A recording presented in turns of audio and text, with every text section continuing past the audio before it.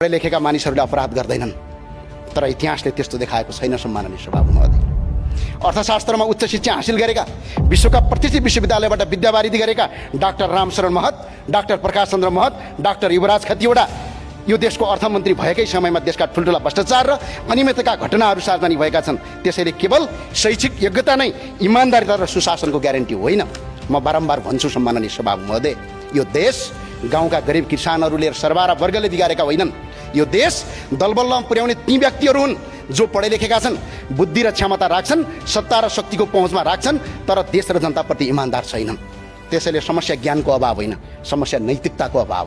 त्यही भएर सम्माननीय सभामुख महोदय, सरकारले वर्तमान अवस्थामा बजेट ल्याउँदा र सरकारले आफ्ना धारणा सार्वजनिक गर्दै गर्दा र विभिन्न किसिमका ऐन नियम र विधेयक ल्याउँदै गर्दा हाम्रो फरक धारणा छ।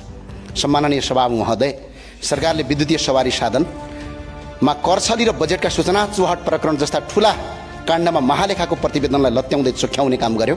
हामीले विरोध गर्यौँ। नेपालको प्रधानमन्त्रीले संसदको रोस्टममा उभिएर नेपालले भारतको सिमाना मिचेको छ भनेर अभिव्यक्ति दिनुभयो। प्रधानमन्त्रीको यो कुरालाई सही हो भन्दै हामीले थपडी बजाउन सकेनौँ। सम्माननीय सभामुख महोदय, गरिब दुखी नागरिकले पाउँदै आएको स्वास्थ्य बिमा सरकारले कटौती गर्यो। हामीले गरिबलाई स्वास्थ्य बिमा उपलब्ध गराऊ भन्यौँ, के हामीले गल्ती गर्यौँ? सम्माननीय सभामुख महोदय, सरकारले 2 करोड रुपैयाँसम्म मात्र लगानी भएका किसानहरूलाई अनुदान दिने भन्यौँ, हामीले गरिब दुखी किसानलाई अनुदान दे भन्यौँ, के हामीले गलत गर्यौँ?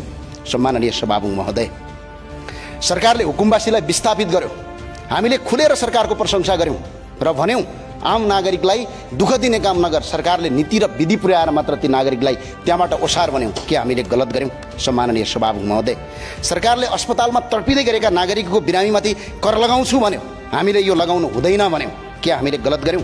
सरकारले बिजुलीमा भ्याट लगाएर नागरिकलाई शास्ति दिन्छु भन्यो, हामीले यो हुँदैन भन्यौँ, के हामीले गलत गर्यौँ? सम्माननीय सभामुख महोदय, सम्माननीय सभामुख महोदय, सरकारले राम्रा काम गर्यो, सही काम गर्यो भने हामी साथ र समर्थन दिन्छौँ र दि पनि रहेका छौँ, तर सरकारले गलत काम गर्यो भने हामी खबरदारी गर्छौँ र एक्लै भए पनि हामी उभिन्छौँ।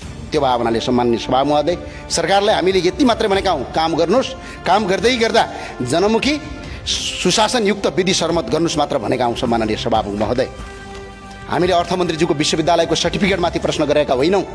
हामीले भन्सारका दर हेरफेर भयो कि भएन, बजेटको सूचना चुहाट भयो कि भएन, राज्यलाई राजस्व नोक्सानी पुर्याइयो कि पुर्याइएन भन्ने विषयमा प्रश्न उठाएका हौँ। सम्माननीय सभामुख महोदय, यदि केही पनि भएको थिएन भने विद्युतीय सवारी साधनमा 2 हप्तासम्म प्रधानमन्त्रीको कार्यालयले भन्सारबाट आएका गाडीहरू नियन्त्रणमा राख्न किन आवश्यक ठान्यो? यो प्रश्न सत्तापक्षका माननीय सांसदहरूलाई मलाई होइन सोध्ने, सम्माननीय प्रधानमन्त्रीलाई सोध्न अपिल गर्न चाहन्छु। सम्माननीय सभामुख महोदय, सत्तापक्षका सांसदले भन्नुभएछ संसदमा चार्ट ल्याएर आऊ, प्रमाण ल्याएर आऊ। चार्ट र प्रमाण व्यक्तिले बोकेर ल्याउने चलन संसदमा छैन, यो संसदीय अभ्यासमा छैन। संसदमा चार्ट र प्रमाण बोकेर ल्याउनका लागि संसदीय छानबिन समिति आवश्यक हुन्छ, त्यो संसदीय छानबिन समितिले संसदमा ल्याउने हो। हामी त्यही भएर संसदीय छानबिन समिति चाहिन्छ भनेर माग गरिरहेका छौँ। सम्माननीय सभामुख महोदय, हिजो राज्य सत्ताका विरुद्धमा बोलेकै भरमा कुटाइ खायौँ, आक्रमण भोग्यौँ, हिरासत बस्यौँ र जनताको बिचमा गएर जनताको माया विश्वास र प्रेमका साथ यहाँसम्म आइपुग्यौँ।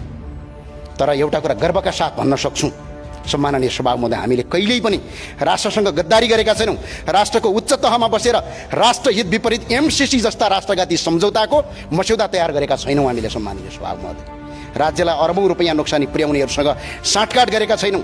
एनसेल प्रकरणमा राज्य ठगिँदा सडकमा उत्रियौँ, कुटाइ खायौँ, अदालतमा मुद्दा हाल्यौँ, फाइल बोकी गल्ली गल्ली तपाईँको चार्यौँ, कार्यालय धायौँ, तर सुकिल्ला मुकिल्ला कपडा लगाएर 5 तारे होटलमा बसेर विज्ञ र विज्ञताको सर्टिफिकेट देखाउँदै राज्यलाई अरबौँ रुपैयाँ कर छली गराउनेहरूसँग डिनर गर्न गएका छैनौँ। सम्माननीय सभामुख महोदय, सम्माननीय सभामुख महोदय, हामीलाई भोको पेटको पीडा थाहा छ, गरिबको चोट कस्तो हो त्यो थाहा छ, ठुला मानिसहरूको हेपाई र चेपाई कस्तो हुन्छ त्यो पनि थाहा छ, सुकिल्ला र मुकिल्लाहरूले हामीमाथि गर्ने व्यवहार पनि थाहा छ।